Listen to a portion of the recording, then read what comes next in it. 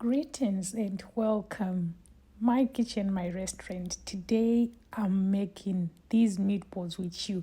I just used ground beef and I make these balls by myself in a hot pan with a little bit of oil.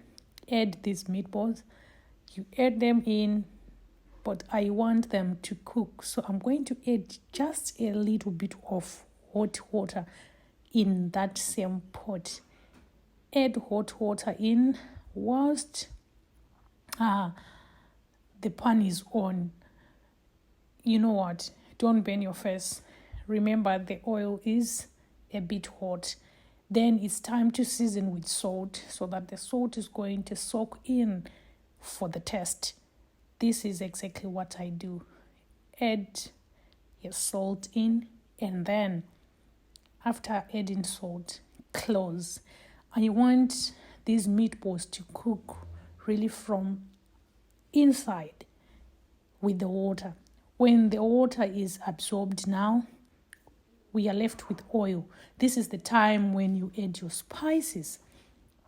I added paprika, onion granules, black pepper, only that. And now add in your chopped onions and bell pepper. So this is how I like them. Fry everything together to combine, and it's already promising. It's really smelling wow.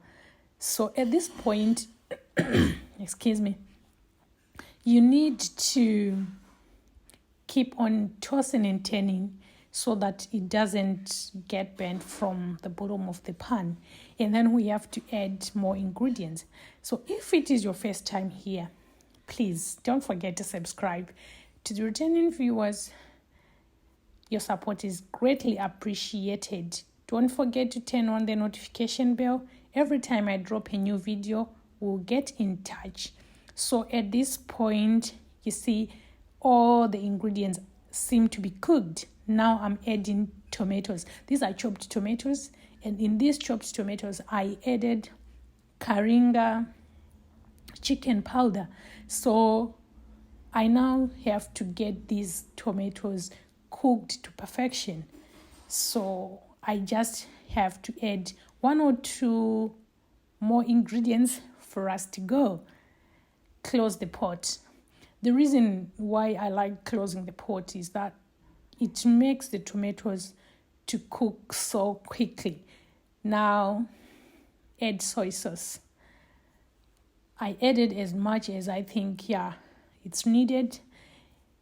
And it's going to add to the flavor. This is ketchup I'm adding in. I want this to be thick as well as with a deep red color. So that's why I'm adding ketchup. Close the pot because remember the tomatoes are not yet cooked. Few minutes later, I have the grated carrots, which I also need to add in.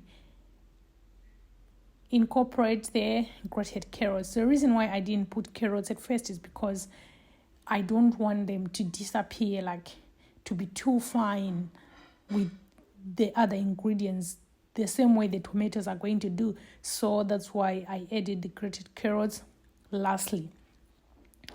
Mix everything to combine, and at this time you can see the tomatoes have already disappeared. They are well cooked and it started to thicken. When it's thickening, this is the moment in time where we have to add one more thing. Stay tuned to see how it goes. Let it cook.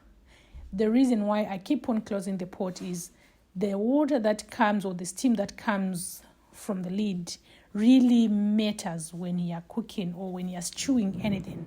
So now I'm adding hot water already to this pan just to make sure all the spices that I put in there are really well cooked. This is the reason. And definitely to thicken this soup. You'll be wondering, how can you thicken the soup with water? Yes, it makes sense once you're cooking with chopped tomatoes. You know what I mean. Now, we have to close this pot and let it simmer for few more minutes.